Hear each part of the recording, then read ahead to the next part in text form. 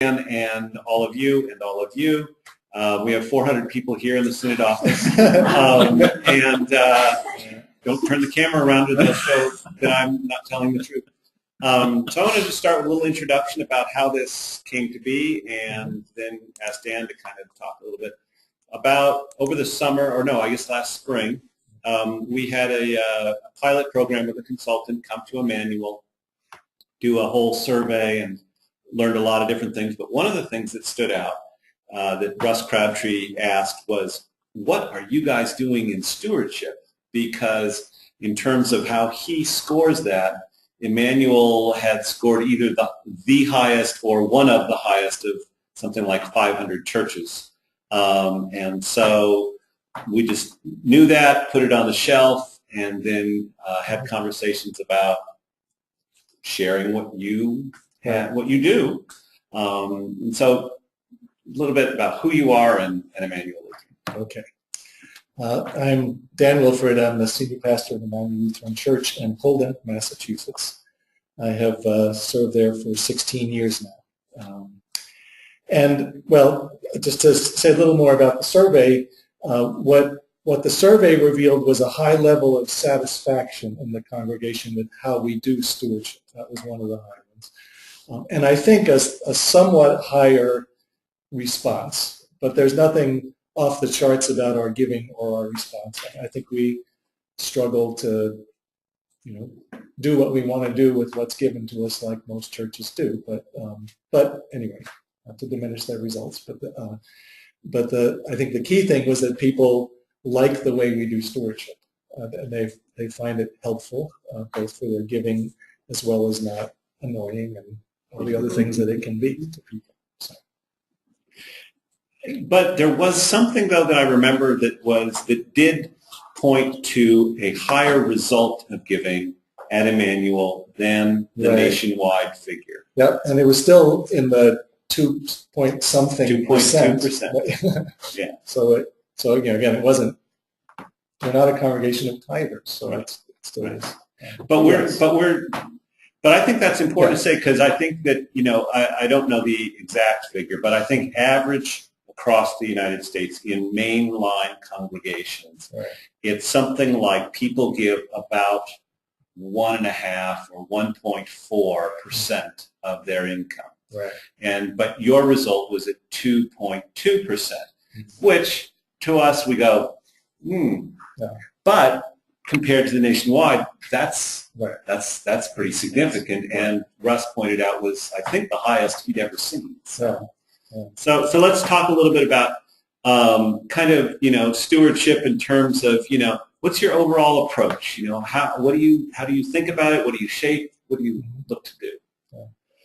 I think the key is to understand and talk about stewardship as a matter of spiritual life and growth.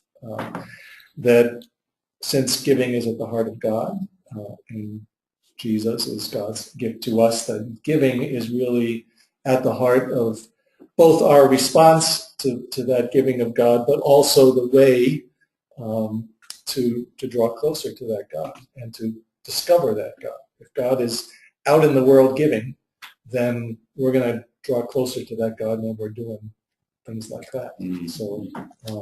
So you don't back away from that. You don't try to make it a fundraising thing. You fully embrace this as part of our spiritual disciplines in life. Right. Yes, I'd say that. Yeah. Try to. Of course. Right. But also to be just honest and open when we're talking about money. I think that's another key, is to be clear when we're talking about money stewardship as opposed to stewardship in general. Because all of life is stewardship, as I'm sure we've all said and heard, and that we are all managers of that which does not belong to us, and on behalf of the owner God, and so on. And a part of that management of all of life is managing our money. But that's not giving to church. That's what we spend, what we share, what we save, what we share, what we spend is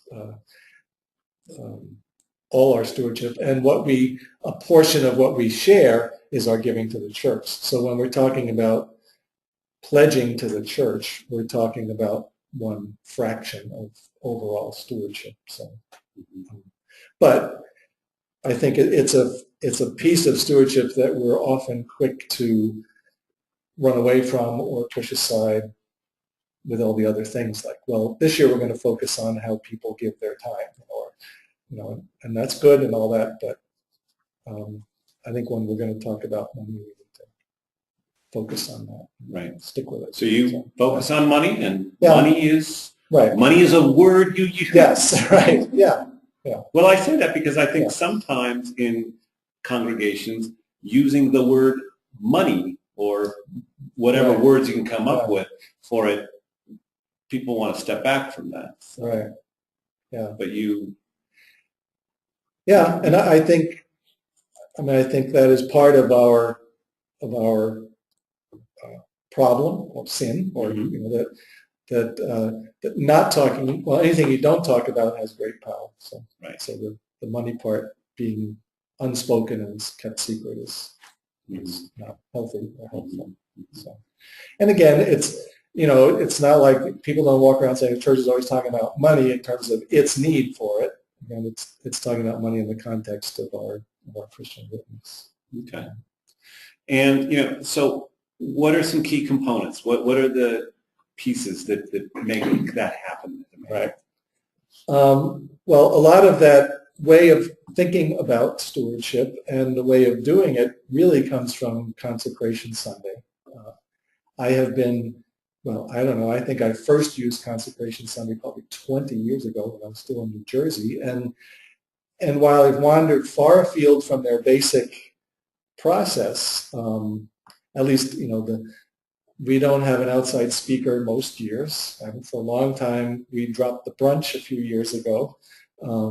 But I guess the heart of it, again, inviting people to think about their giving as their thankful response to what God has given them, and to think of it proportionately, and to ask, I guess the part question in Consecration Sunday is always to take a look at your giving and ask, does this accurately reflect my commitment to Christ and His church? And Consecration Sunday is, what is that? I know what it is, but tell everybody. Okay. Well, it's Herb Miller.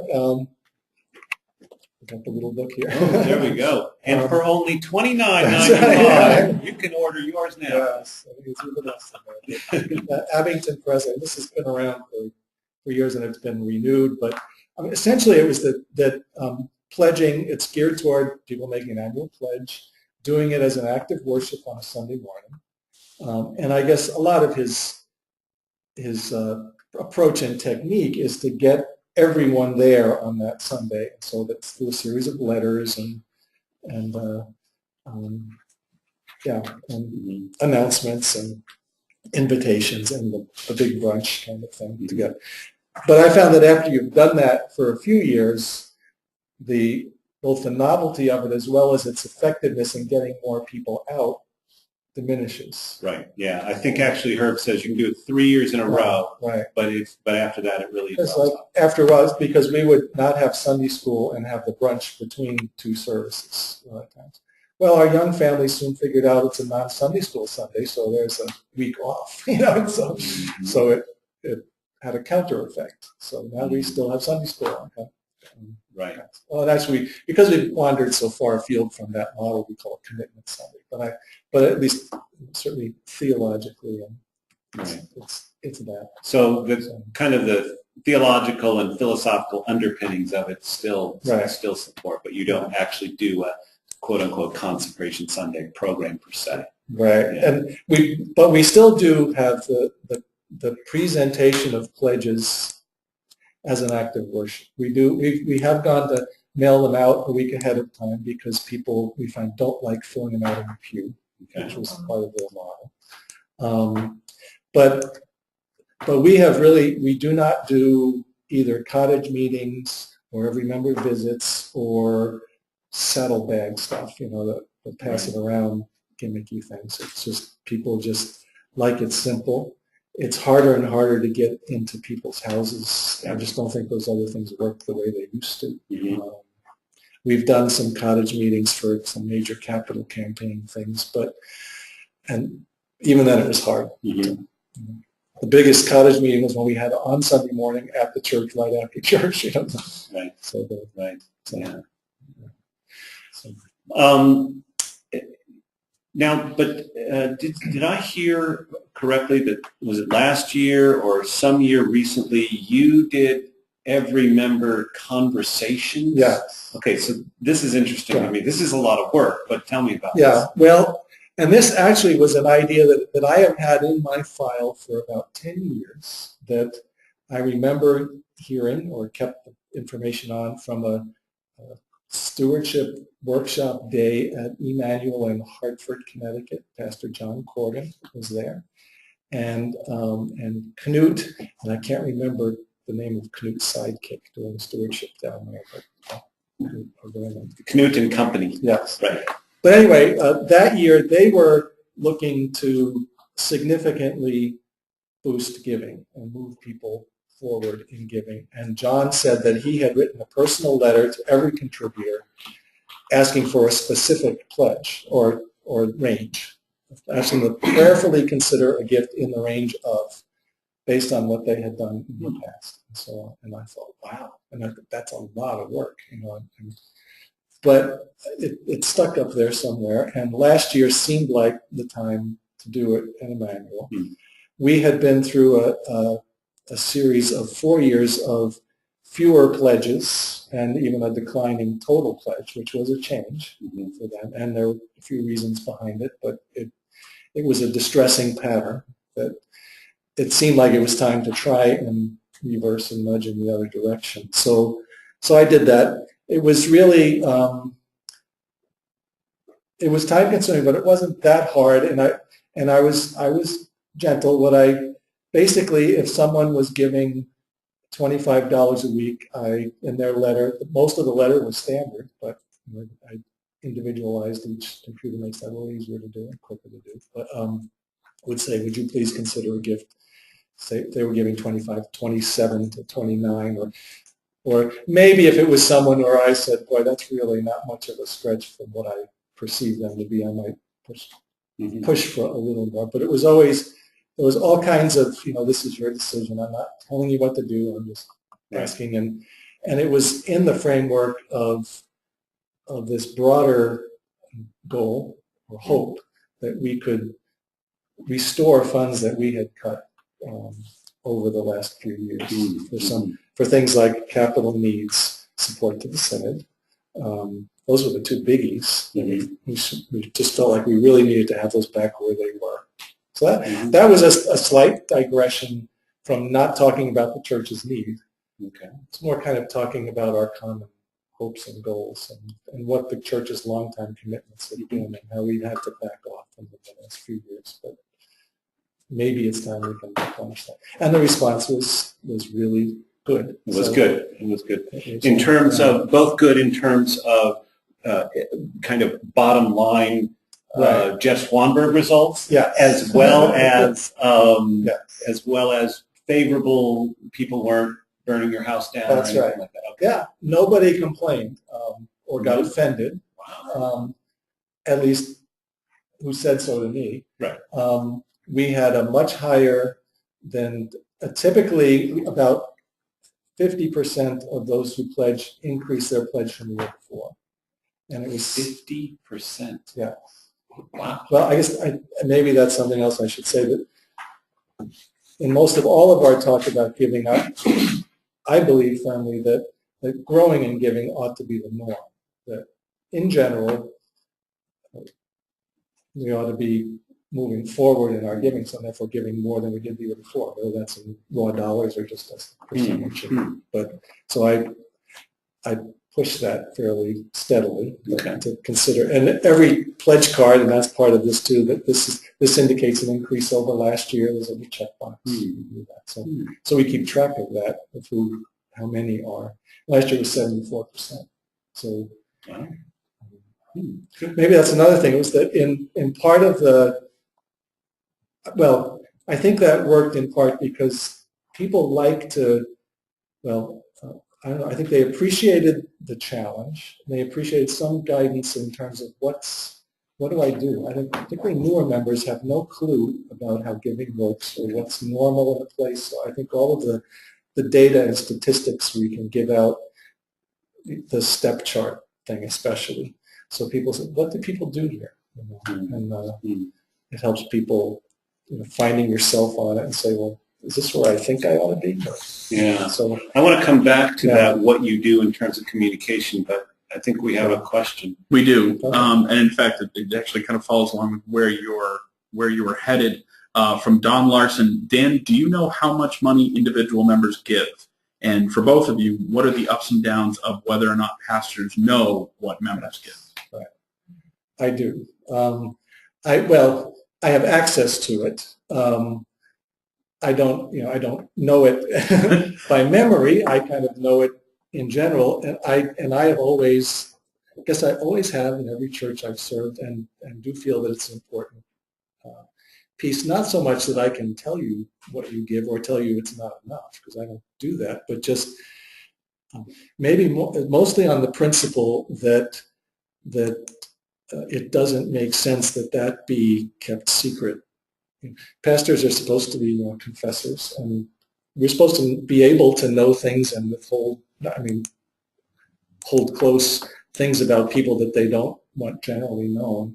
And so when we take money and put it over in this little box and say, well, that you can't know, or you can't be trusted with that information because you might abuse it, I think just doesn't make sense to me. And it's just another indication of money's power to kind of manage us instead of us managing it. Yeah. So I never either fought for, or maybe at just the places I started I didn't have to, and followed people who had access, and it wasn't a fight. Right? So I never had to fight for that permission. I just kind of assumed it.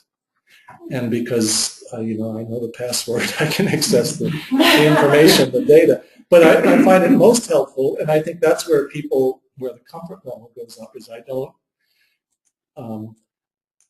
find it personally inspiring by and large. And sometimes, of course, frustrating when on the downside, but inspiring in terms of some people's amazing commitment, and not just because they have a lot. I'm seeing some small offerings still astound me and amaze me. But also, it just gives the ability to present information in an aggregate form, like step charts and for instance, I can say in a sermon, we're gathering data this year, a lot of things people say, well, or people like to think people are doing the best that they can. They'll say that. And then you can show them some data. For instance, I can show my people that this year we have 174 contributors. 67 of them are giving $10 or less a week. So I can say, I know that for some people among us, $10 a week or $5 a week is a impressive and sacrificial. It is genuinely the best that they can do. That's right.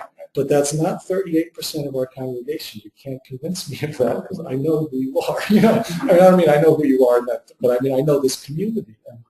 And 38% of you aren't living on the edge. That's just, so. And then when I was in the parish, I said the exact same what you're saying. Yeah. So you can say that, and without pointing fingers. What would you say to a pastor that's fairly new and maybe young in years, and it's their first call, and they're listening right now, right. and they're in a situation that doesn't have a history of that? Yeah. What would be your advice to them? Well, to ask for that, I guess not to take it on themselves to ask permission, especially if it's a place that hasn't granted it to a pastor before, and make the case for it. Just that, question the need for its secrecy. My experience is that the greatest, whether I know a couple of things. One is that pastors know anyway. I don't figure it out right. sooner or later. You can kind of tell, and the other part is that in my experience, the biggest givers don't ever use that to leverage. Right. So it's not like you have to play nice to them and all No. that kind of stuff. And That's not where the problem is. right. Right. So it's not, there isn't even much incentive to give them extra attention or something like it. So a new pastor, young pastor in a congregation without history, ask for permission in a church council setting, and keep pushing it. Yeah, I would. Yeah. Mm-hmm. But as you can see, Dan is not the linebacker push approach. Well, right, yes. Your approach is rather gracious and gentle. Well, right, and persistent over time. Persistent over time. I like that. I have a council president who he had me pegged. He says, I know what you do. You bring up an idea and say, I don't need a decision tonight. I just want you to think about this, because then it'll come back, and then it'll come back. And well, that's everybody's defensive. That is very good advice. Don't need to bring up a brand new thing and decide it at that moment, because people need time to process it. Are we good in questions? Or well, we have another one from Calumet, but I think it's a little bit like what you have been talking about, which is just, you mentioned young pastors, but I think universally, how do you reach folks who are not giving anything? And that's what Calumet was talking about. I think you guys were starting to kind of get into that a little bit. Yeah. Well, this is the whole point of this webinar, by the way. So no pressure. I mean, I'm sure. How do you reach folks who are not giving anything? Right. I guess I don't know too many, for whom. I mean, again, I don't single them out for, but I do. I mean, of those, I mean, actually, we gave out like 206 envelope packets, so there are about 30 some out there that we think should be giving and aren't. So I think, just quarterly giving statements to everybody who has a packet, and they'll see the zeros themselves. And so I don't know. I just other than just trying to engage people in the life of the congregation, and then I think the more they're engaged, the more the commitment to support it will come. Yeah, I like that approach, because I was found in the parish, if you could use as a starting point money, that's a bad starting point. But if you use as the starting point, would you like to be a greeter on a Sunday, or would you like to help in the food pantry, or whatever it is, and involvement and engagement. And then that's where being the pastor, knowing what people give, then sometimes it's months down the road, or maybe even longer, then all of a sudden a pledge comes in and it's very modest, but at least in your mind you go, okay, there's movement. As you were saying, it's a lot about growing. So. Yeah, and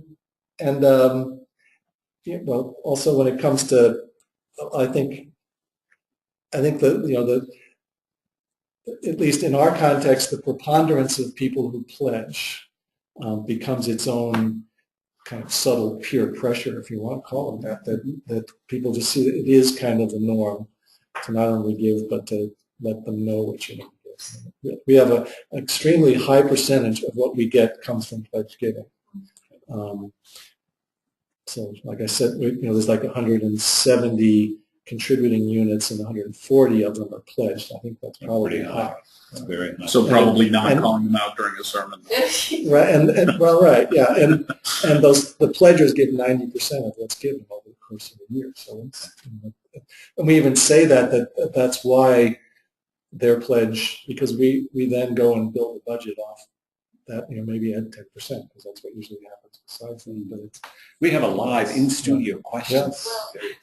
Yes, somebody in row 35. Hold on, we'll bring the mic around. What I think we have in our church is a percentage of people that never have made a pledge for a faith commitment. Mm-hmm. And is there a way to, and I think that's been going on for quite a while with certain people, and people who know those people. Do you think there's any way to, because it's hard to do a budget when you don't have like the firm numbers. We can extrapolate from last year, but you might have lost your job, but we don't know. Yeah. But is there a way to reach out to those people and maybe phrase it somehow that it would really help us? So the question is really I'm just going to repeat it so everybody can hear it. What do you do about people in your congregation who have a long track record of not pledging? They might give, but they give, but they don't pledge. Right. I think, well, first of all, we point out the two ways that pledging is helpful. Pledging is a helpful discipline for you, the pledger, because it makes your giving more consistent. It makes it a one-time decision instead of wrestling with it every week. Although some people who don't pledge, will give the same thing. It may be also, I don't know if we say it that much, but an incentive to grow or modeling to grow. And the other part we say is that it helps us plan a responsible budget after the fact that we're pledging, so that we don't just say, please pledge so we can build a budget. It's pledge for your own sake and the church's. It's a discipline that helps us both. And again, but then there are people that, despite that, just won't do it. I guess also telling people that they can change it at any time, which we do, that it's not, we're not going to come after you with a bill, that if your situation changes either direction, you can change your pledge at any time, and some people do, and that's fine. So if that eases anybody's reluctance. But otherwise, especially if they are predictable, people don't have to fill out a pledge card to be reliable givers, and so then we just factor in, we don't count it as a pledge, but we'll factor it as the non-pledge giving in our anticipation for the budget. So it's when people are all over than that. And kind of related to this, what else do you do in your congregation to communicate? Because I know that your congregation has trust is built over clear communication about where the dollars are, what's coming in, where it's going. Talk about that for a bit. Yes, I think, well, I'll throw some praise at Jeff Swanberg. Sure, absolutely. He's our treasurer, so this is part of the trust level, is he's as the one who writes the checks and pays the bills, he stays disconnected from the income side. Right. Other people tell him what's come in. But his reliability and clarity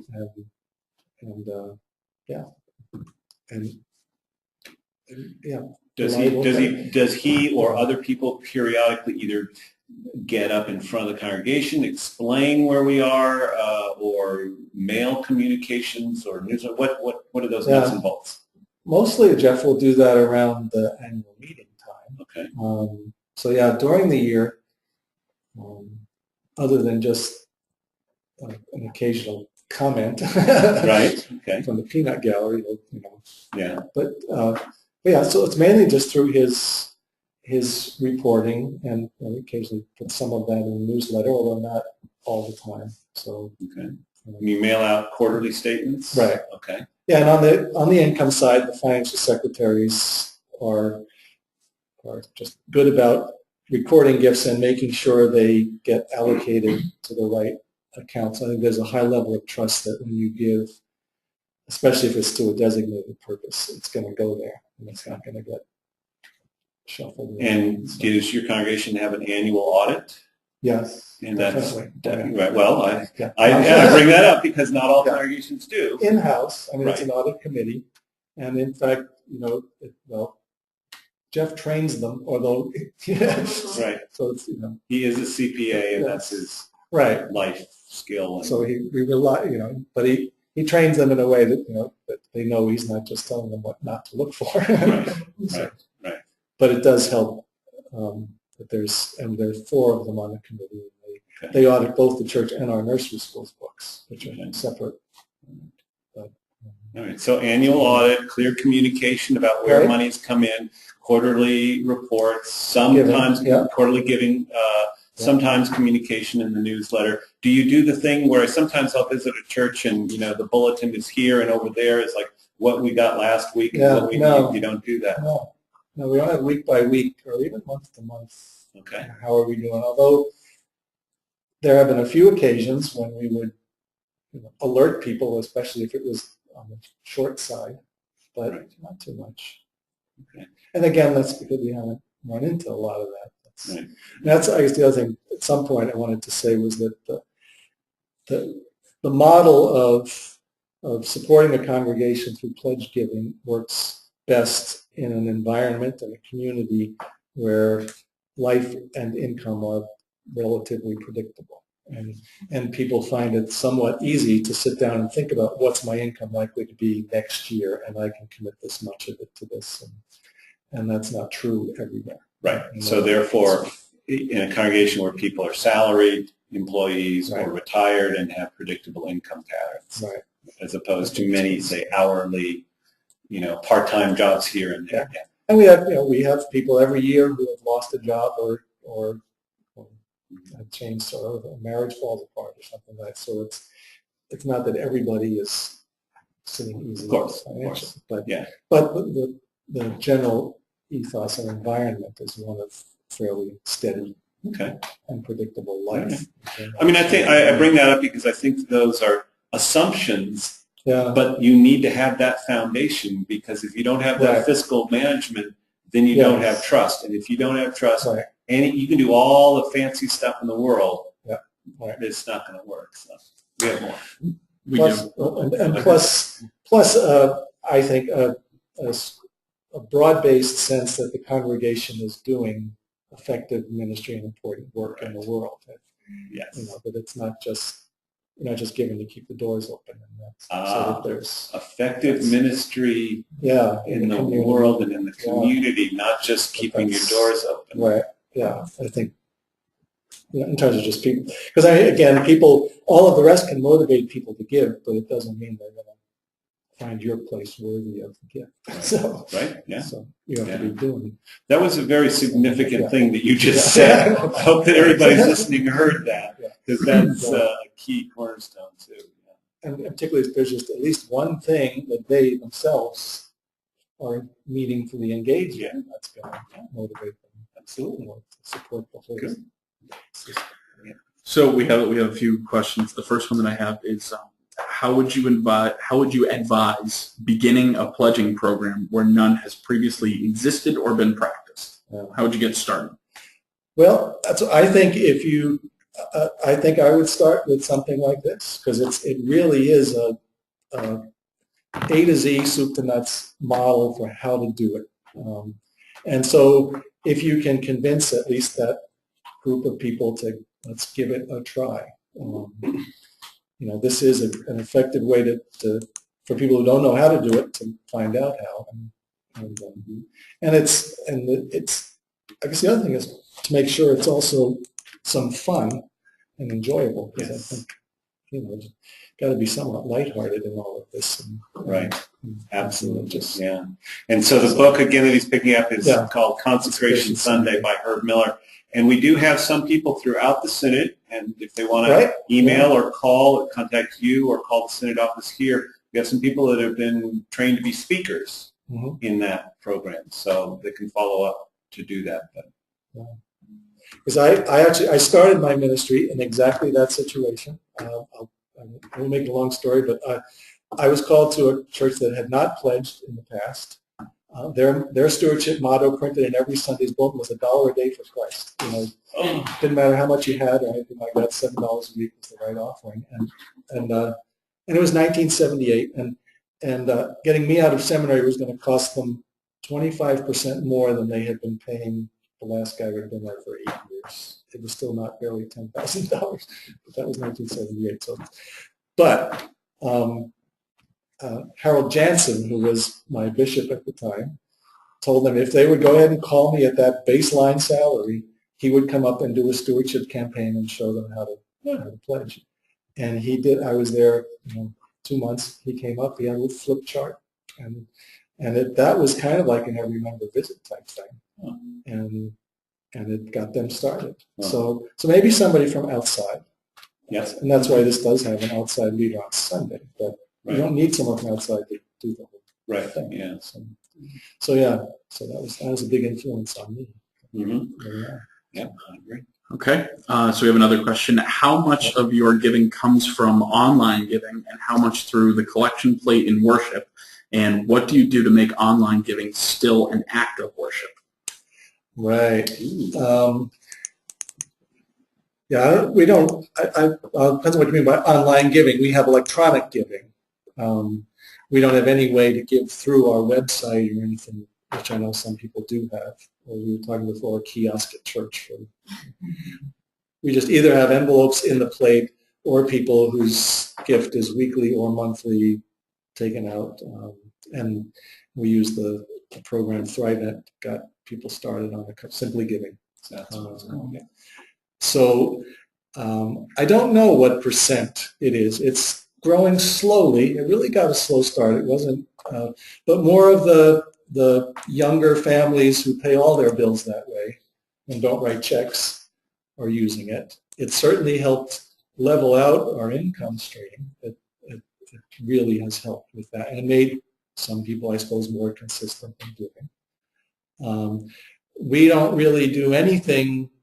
The downside of it is that your giving is not a physical act of worship. The plate goes by you, and we don't have the envelopes with a little sticker on them or things like that. We just haven't done that. But so there are a number of people who just let the offering plate go by. In some ways, it's taken away the stigma of letting that happen, because people now don't know if you're just not giving or if you've already given that. But John and Mary Smith sitting over there. Well, they must be doing all the giving. They're not giving a thing. So I don't know. Sometimes we haven't done much, but sometimes I think it helps to talk about or help people understand their electronic gift as their baseline gift, and they can still make additional gifts.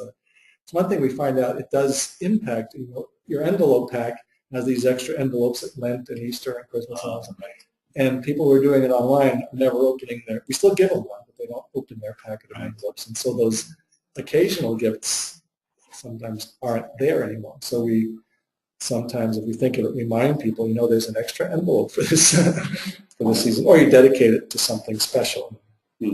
So yeah, that is the downside. It just is because there is that sense in which giving is a kind of the declaration of independence from money as your God. And so that physical act of putting it in the plate is significant. Got another question? Yes, another one from Calumet. Hi, Calumet, by the way. One of the places where we know we've got a gathering of people.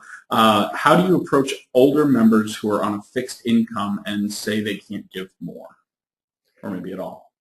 Yeah. Well, I mean, I don't argue with them because that could well be true of some of them. So I don't know. I don't find that people come and explain to me what they're doing or feel that they need to justify it. So if you're an older person and your giving is flat, I'm not going to be knocking on your door saying, "How come it's not greater?" So it's not like I have to have something to say to get them off of that dime, other than I would say to other people. So I would just, in general, encourage that, just to be sure that's an honest reality. Even people on Social Security is not fixed because it goes up with inflation, and maybe it doesn't go up as much as inflation, and I know all that, and your medical costs go up this high and all that stuff. So maybe you do have to adjust down, but as long as you're looking at all of that, and not just say, well, I got a fixed income. What do you do in terms of thank you? How do you thank Yes, people? thank you. Well, there we are. There you go. Done. Yeah. Everyone who pledges gets a thank you. It both serves as a thank you and a confirmation letter, so that we're sure we got it right, so that we didn't understand your monthly pledge as a weekly pledge. That's or just get the number wrong. And every year there's one that we've been. We don't know what they meant when they put that on their card, but it's obviously not what I always like to tell meant, people, if you don't circle weekly or monthly, we will assume it's weekly. That's right. Yes, right. Yes. So a formal thank you. But then the other part, I think, is throughout the year, certainly there might be occasions for a personal thank you for a special gift of some kind, but throughout the year to thank people for their offerings. And I brought another little book I have along with me. It's called 1 Minute Stewardship Sermons. The author is Charles Clothan, Jr. I've had it for several years, and it's just got a whole bunch of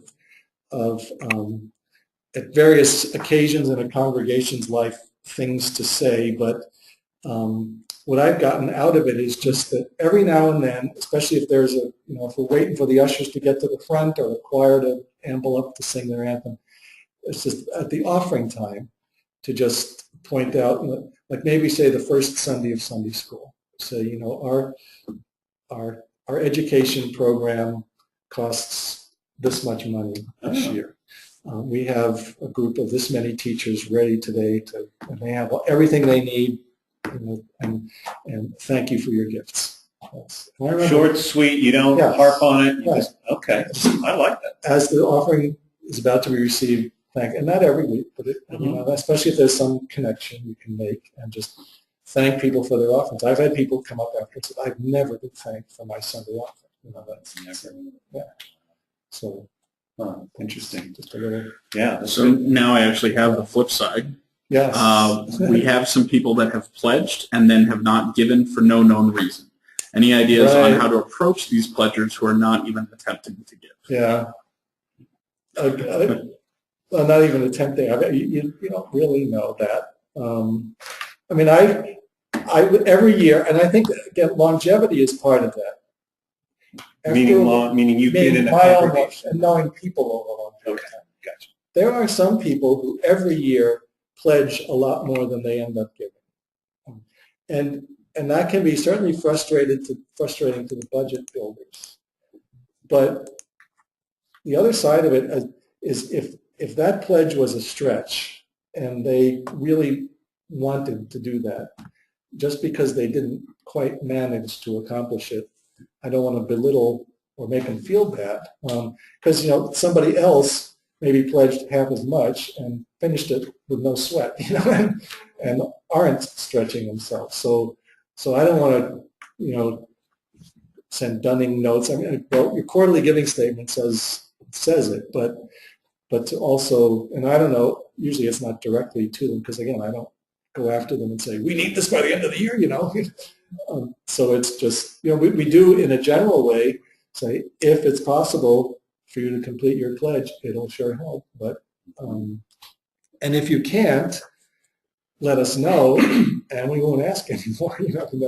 That's the other part is, even with pledging, if people would just say, I'm not going to do it, we're not going to send them a second and a third invitation to do something. But, so yeah, okay. I guess, so yeah, I don't go directly, and again, not to just either criticize or even in a council meeting, or maybe it's more that way that people hear it indirectly. You can say something like that to the council. Well, some people in their pledge really are pushing themselves, and just because then life doesn't turn out or they weren't quite able to fulfill it, I'm not going to be hard on them. They still gave. Yeah, they gave what they gave.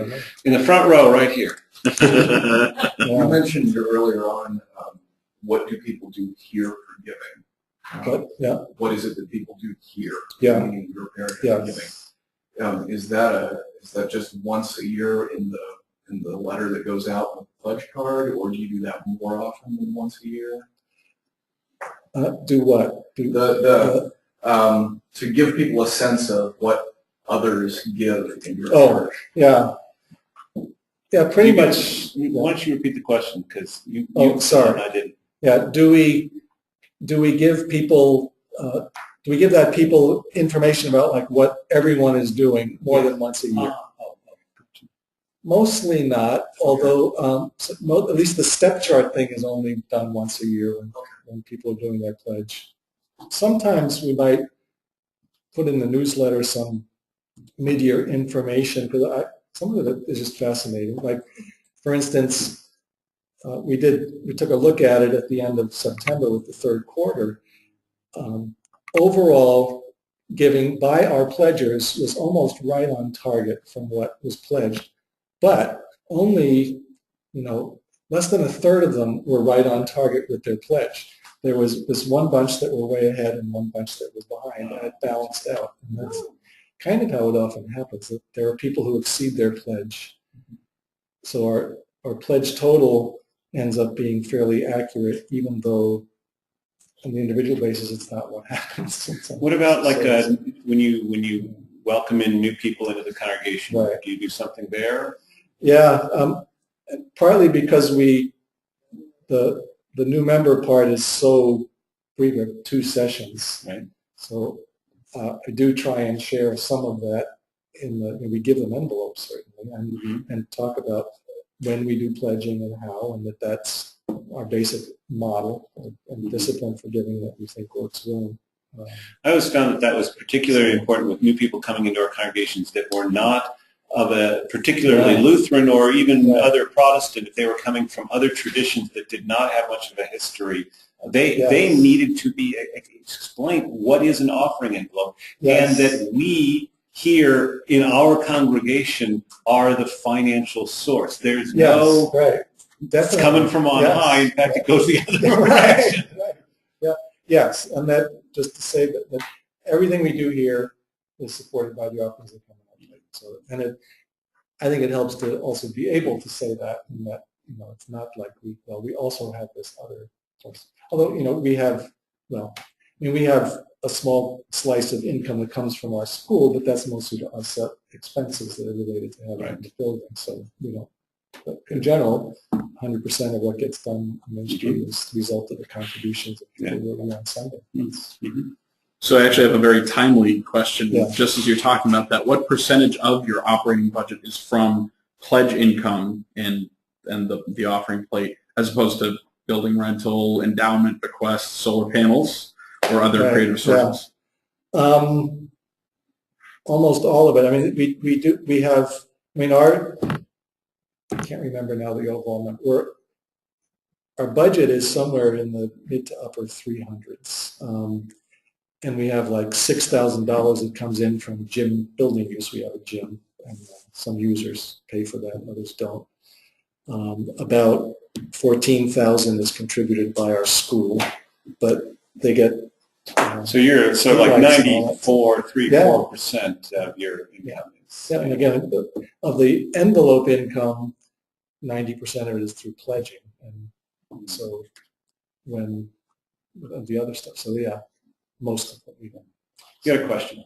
I have a question. We're getting ready to send out our annual response letter and faith promise card, and we've read the Ask, Thank, Tell by Charles Payne and Bishop Hanson's Stewards of God's Love information, and there's a lot of conflicting information as to what you should and shouldn't include in your annual packet. Last year we tried to get a little creative and put little icons of electricity bill and oil, and just so that people know, are mindful of what we're, in addition to some of in addition to the mission work and mentioning what's been accomplished over the year. Do you find anything particularly helpful or not helpful to be put in that packet? So the question is, what do you include in your annual mailing packet? One side of one-page letter from, the first mailing that goes out, and this is kind of their Consecration Sunday model. First letter goes out from the council president, just informing them of the day and so on and what to expect. The letter that has the pledge card in it comes from me. And again, it doesn't talk about the electric bill or any of those things. It just talks about people to take a look at what they have, how they've been blessed, and consider what is a fair portion of that to give to their church, and to consider increasing their gift over last year. Essentially, it's not. Okay.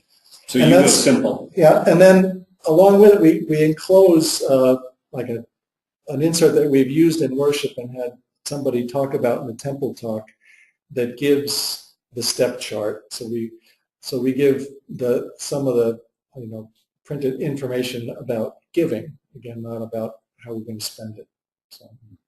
I want to ask about temple talks. So do you have other questions? I do. It's actually a text question, which is what happens when the communications director gives out a cell phone number. What should be on the pledge card or pledge sheet? What kind of information is on boilerplate? Yeah. Well, that too we keep very simple. I can't remember the exact wording, and again, it's not far from what You used to call it estimate of giving. Yes, I use that language a lot, estimate of giving card, because that, pledge is kind of a in-house term. And estimate of giving is really, that's what it is. So I think that's very clear. So we do use that language. But just, my gift, it will, in 2014, my commitment to church is blank, this week or month. And then the little box, and then saying that this is an increase over last year, and then their name. That's really it. So, and we don't, because we have a unified budget, we don't have, I pledge this much to the building fund and this much to that. It's just a single pledge. You got another one? I do. From Lynn and Malden, they're together. Are people able to pledge toward particular projects, property, special things, or only to operating expenses? Do you encourage or discourage that? We only pledge to the general operating budget, which is, which includes building capital needs and support to the Synod, so that's all of one piece. We do have dedicated funds that people can make gifts to, but we don't, and we have had some 3-year capital campaign pledges, but those are in general, so people can give to specific things, but the pledge is just mainly to the operating budget. Temple talks. Yeah. Because I've heard, if I've heard 100, yeah, I've heard 10 good ones, and I've heard 90 that want to make me reduce my pledge. Yeah. Right. How do you go about doing temple talks in a way that you got to have the right message, the right person speaking? How do you deal with that thing? Well, this Sunday we're bagging it because I couldn't find those. Okay, right. So in other words, if you can't find somebody that's going to give some kind of a compelling temple talk, it's not happening. Well, yeah, okay. Right, yeah. I don't want to waste people's time or certainly discourage them. Okay. So, and part of it was I wasn't. Most of them I do write. Okay. But I'll send them to people and say, make it your own. Okay. So you write it and ask them the person. I give them an idea of what I'm looking for. Okay. And I think, well, a few things. I mean, for some of them, it's really just basic information. Keep it short. This is how we're doing it. This is what you're going to get in the mail. This is what we want you to bring in. That's all. And usually some inspirational thought to end it. Sometimes we've invited people to talk about what giving means to them. Not to say I give this much, but to say giving makes me feel good, or I give to this church because. So we did that one year with, and we usually have a theme. This year we are using the one that came through the ELCA mailing we always kind of tweak it to make it our own. And I have an in-house graphic designer who makes nice pictures out of things for us. Because the Stewards of God's Love is this year's ELCA information thing with the down, in, and out. And we use that God's love coming down, breaking in, flowing out. And so we're doing those for 3 weeks in October leading up to our Pledge Sunday. And so the temple talks address some of that. One year we did We Are an Offering. I made a big wooden offering plate, and on the first Sunday, got all the kids get in it and talk about how there's a song in the Red Book, We Are an Offering. We sing that we still sing that for you. Yeah. And then I had different adults, often couples, just go up and stand in that big plate and talk about what giving meant to them. I love that. That was that year. Still have the plate if anybody wants to borrow. So, well, I want to think something about that because yes, they could contact you and borrow the plate, but so often we are tempted to go, oh, here's an easy, quick thing to do, rather than, that was organic. I can see some people out there going, who in my congregation could build that? Yeah. And that way it's owned by the congregation, rather than taking the easy way out and calling you up and say, what's the FedEx bill? Right. And it was because our offering plates are wooden and square. I built it. It was pretty easy. So the congregations that have the round gold ones, that might be hard metal, and serious welder and a lot of jewelry donations. Just take a backyard kiddie pool. Backyard kiddie pool. There you go. Feed it gold. Anything else? You have, nope. You That's have part a of wrap. it fun. Right, and make kind of So, and actually, the other thing, what we've done, that's what I'm struggling with for this year, though. But when we had the step chart presentation, Temple Talk, we've had 2 people, and they're not a couple, but it was a man and woman from the congregation who did kind of a fun back and forth presentation of it, and so made it somewhat entertaining as well as communicating. Sure. We want. So you can do that other than just one person standing up there drawing. Right. Make it much more engaging. Okay, we're going to do these 2 questions here, and then that'll probably be it. So, go ahead, Dave. Gone fast. Yeah, it goes You fast. talked about making giving a part of spiritual growth or spiritual discipleship. And you talked about building your budget off of pledges. Do you make a concerted effort to keep those pieces of the puzzle apart, or do you work them together? The question is, how do you have kind of essentially the individual and family and collective spiritual growth element of stewardship, and then the building of the budget part? How do you keep those separate or bring them together, or how do you play with that tension there?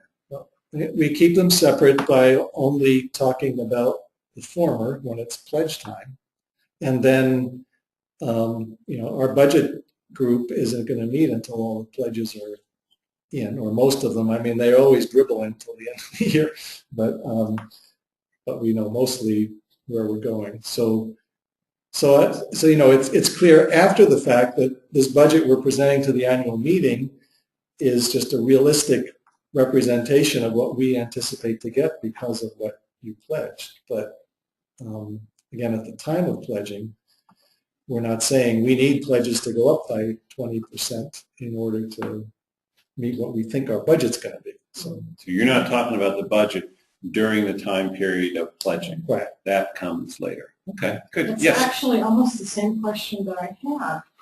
We did the same thing. We were talking about spiritual growth. We've had our temple talks on our response. And the last piece of it was going to be a financial update from the finance team. Is that not a good idea? The question is basically falling off of this. A congregation nearby did all of the work of the consecration Sunday type thing or whatever it may be, but their financial person was going to come in on the last Sunday before the pledge day and say, well, here's the nuts and bolts and here's the budget. The question is that a good thing or not? It's hard to give that a blanket answer. In some ways I would say it's probably not, but in other ways, people's motivation for giving is both. I mean, people can be motivated to give because they think it's for their own good or believe it's for their own good and for their spiritual growth, but they also need to know that what they're giving to is valuable and important to them, the part we talked about before about being engaged in it. So I would guess that if there's any kind of challenge to be brought to them about the congregation's financial situation, it would be in terms of this is what we feel called to do that we think is important to you, and your gifts are going to support it. But I would be careful. I think it is that can be a downer at the end of this. Well, right, yeah, especially if the news is our giving was down by this much this year. Right, then it's not going to, So, and who does that and how they do it would be really, really important. I want to get this last question in because we didn't get a chance to talk about it. Yes. How do you incorporate preaching into stewardship, or vice versa, stewardship into preaching? Yes, I guess do both. That's in that, I will talk about money in preaching, especially at this time of year, and about pledging and weave it in, but also at other times when it fits the text and fits the circumstance. So it's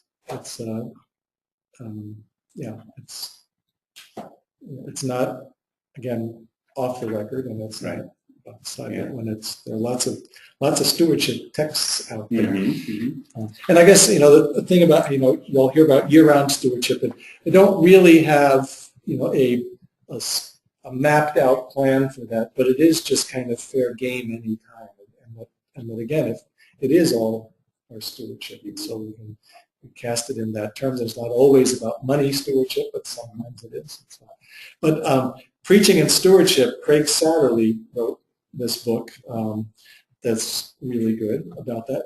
Again, that your stewardship, his basic point is your stewardship has to match your preaching, so that if you're preaching gospel, you have to preach giving as our response to the gospel and not as our obligation.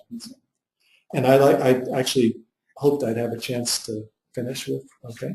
Fortunately, the advertisers have given us extra time. Yeah, it doesn't cut off. But he has this neat little thing in there. If you in Deuteronomy, the instructions when you bring your offering to the temple, you're supposed to say, "A wandering Aramean was my father, and you're few in number, and down." Tell the story of your people. He comes up with this as a way for people to think or something to say when they bring their offering. When I was far off, Christ came near to me. When I was lost in sin, Christ died for me. As I make my way in this world, Christ remains faithful to me. And nothing, not even death, can separate me from Christ's love. And so I bring the first of the fruits of all that God has entrusted to me as a token of my gratitude and a pledge to use everything God gives me to proclaim Christ's love and to participate in Christ's own work in the world.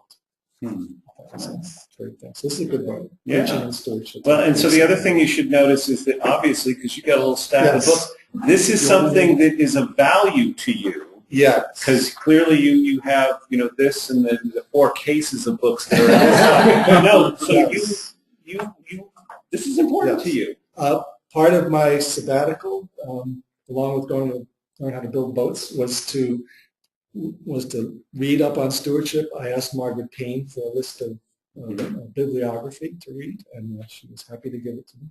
I asked also to participate in her Bishop's Appeal, and through it learn how to ask people with a lot of money to make major gifts. That was kind of fun to do.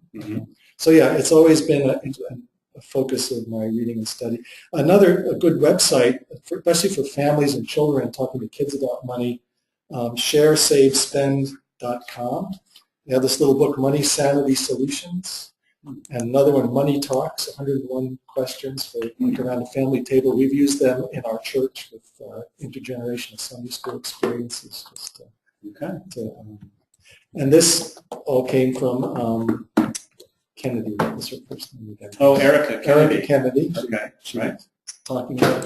So, yeah, a lot of this I've picked up from Synod workshops on stewardship. Certainly listening to Margaret Payne for years in New Jersey and here. Yeah, good. All right. Well, this was great. And I want to say a couple of things. This is recorded. Hopefully it worked. Looks like it did. Andy's got a fairly good smile on his face, so we'll put this and make this available that if people want to watch it, or we can share it with church councils or whatever. Also, if you have feedback in terms of any aspect of this, what worked, what didn't, what you'd like to see change, suggestions for future topics, you can email Andy Merritt at nesynod.org. This was great. Thank you very much, Dan, for sharing your wisdom. Have fun and go Red Sox. Oh, the Lord be with you.